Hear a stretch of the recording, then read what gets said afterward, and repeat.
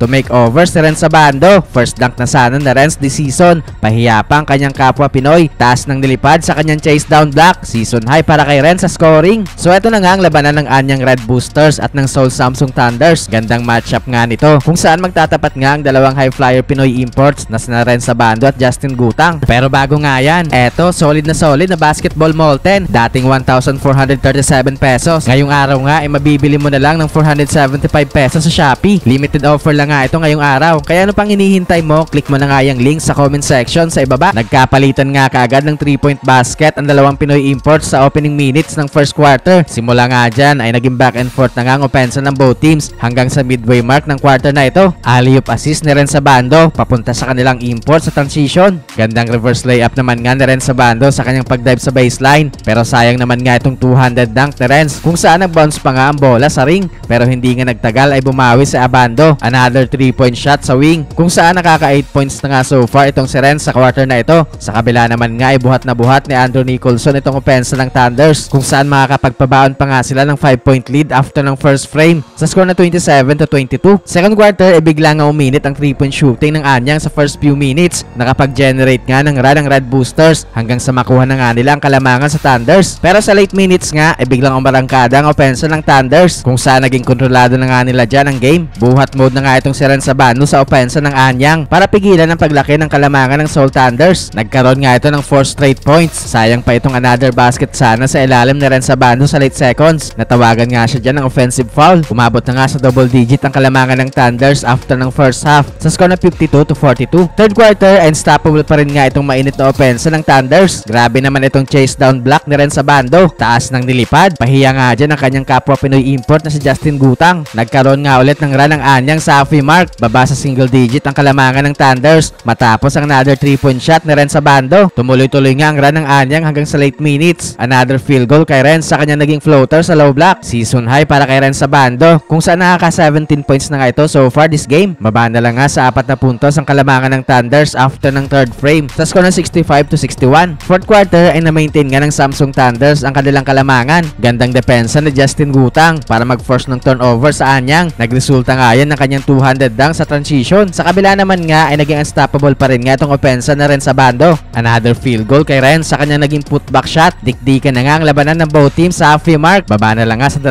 puntos itong hinahabol ng Anyang matapos ang naging high-flying layup ni Renz Abando. Back and forth nga ulit ang opensa ng both teams sa late minutes. Game-tying basket ni Renz sa kanyang double clutch layup. Wala nga sagot itong Thunder sa mainit na opensa ni Renz Abando. Pero with under 1 minute ay nagkaroon ng clutch 3-pointer sa Andrew Nicholson para bigyan ng 3 puntos na kalamangan ng Thunders. With 15 seconds ay nagkaroon nga ng quick basket si Renz Abando para ibaba sa 1 puntos ang kalamangan ng Thunders. Nagkaroon naman nga ng 2 free throws ng Thunders with 3 seconds. Kaya balik nga sa 3 ang kanilang kalamangan. Namintes din nga ni Renz Abando ang kanyang potential game-tying 3-point shot. Kaya sa uli nga ay panalo ang Seoul Samsung Thunders.